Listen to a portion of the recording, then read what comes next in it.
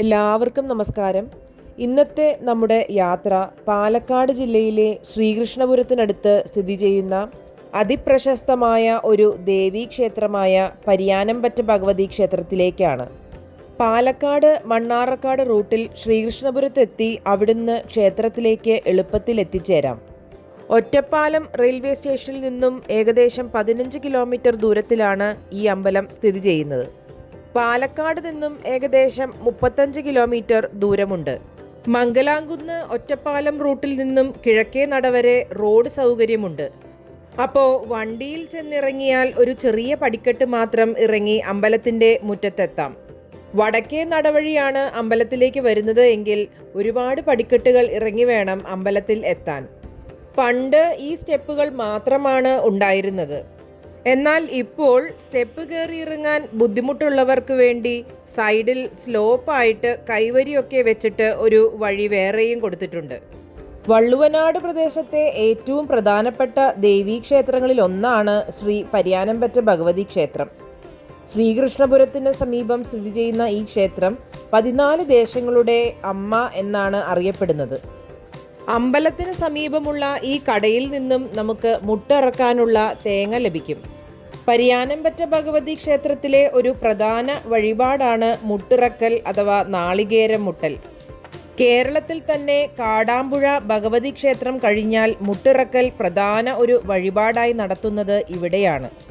പ്രധാനമായി ദേഹമുട്ട്, ശത്രുമുട്ട്, കർമ്മമുട്ട്, തൊഴിൽമുട്ട് എന്നിവ നടത്തിവരുന്നു. ഈ കാണുന്നതാണ് അമ്പലക്കുളത്തിലേക്കുള്ള വഴി. മുട്ടിറക്കലിന് പേരും നാളും കൊടുത്ത് ചീട്ടാക്കിയതിന് ശേഷം അമ്പലക്കുളത്തിൽ പോയി നാളികേരം നന്നായി നനച്ചിട്ട് വേണം മേൽശാന്തിയെ ഏൽപ്പിക്കാൻ. ഈ ഒരു അമ്പലക്കുളത്തിലേക്ക് ഇറങ്ങുന്ന കെട്ടിടം പുതുതായി പണിതതാണ്. ദേവാസുരം, ദ്രോണ, വല്യേട്ടൻ, ആനച്ചന്തം തുടങ്ങി ഒരുപാട് സിനിമകളിൽ ഈ അമ്പലക്കുളവും പരിസരവും എല്ലാം നിങ്ങൾക്ക് കണ്ടു പരിചയമുണ്ടാവാം.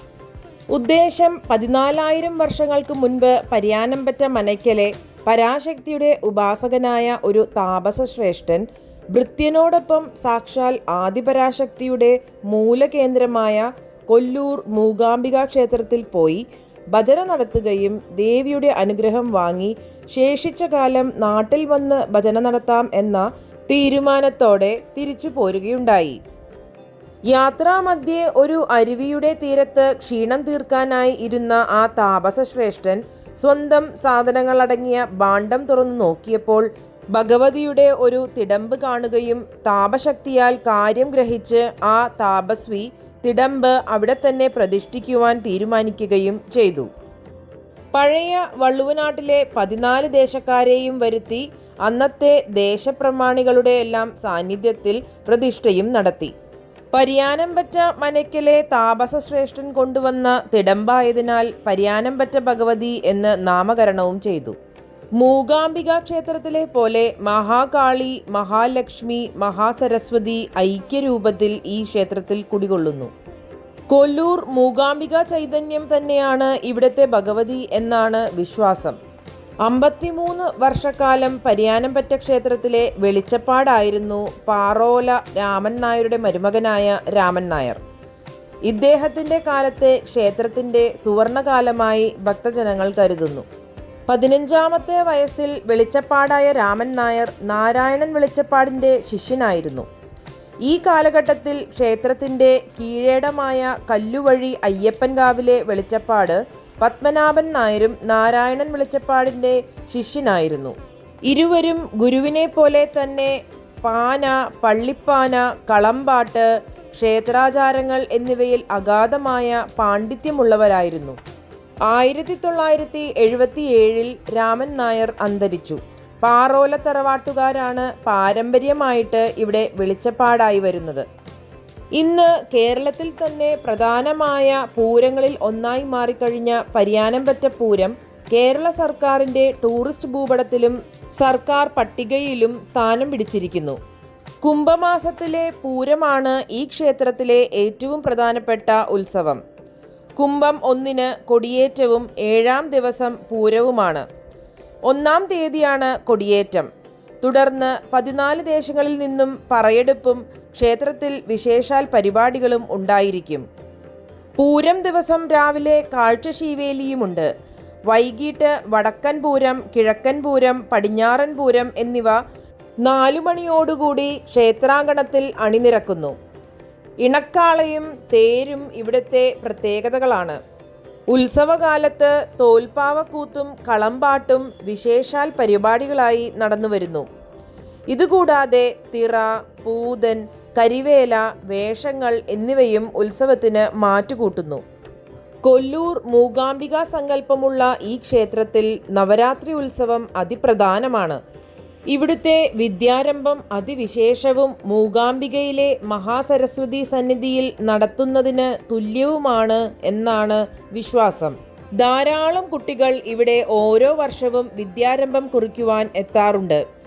9 ദിവസങ്ങളിൽ ഭഗവതിയെ വ്യത്യസ്ത ഭാവങ്ങളിൽ ആരാധിക്കുന്ന ഈ ഉത്സവത്തിന് സംഗീതം, നൃത്തം, അക്ഷരം, വാക്ക്, അറിവ്, വിദ്യ തുടങ്ങിയവയുടെ ദൈവീകതയ്ക്കും പ്രാധാന്യം നൽകുന്നു.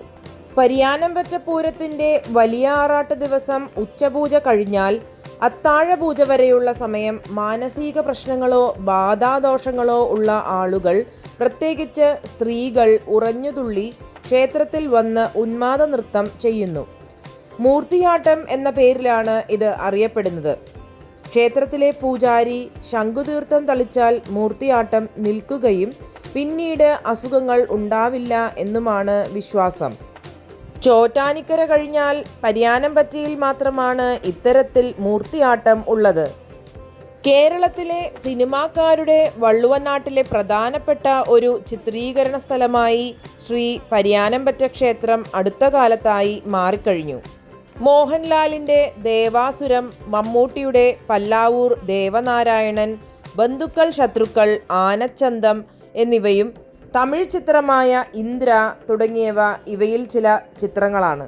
ഈയൊരു പാലമരവും അതുപോലെ ഈ പടിക്കെട്ടുകളും ഈ ക്ഷേത്രമുറ്റവും എല്ലാമാണ് ദേവാസുരം സിനിമയിലെ ആ ഒരു ക്ലൈമാക്സ് സീനിൽ ചിത്രീകരിച്ചിരിക്കുന്നത്. വല്യേട്ടൻ എന്ന മമ്മൂക്ക ചിത്രത്തിലും ആദ്യത്തെ സീനിൽ കാണിക്കുന്ന പടിക്കെട്ടുകൾ ഇവയാണ്.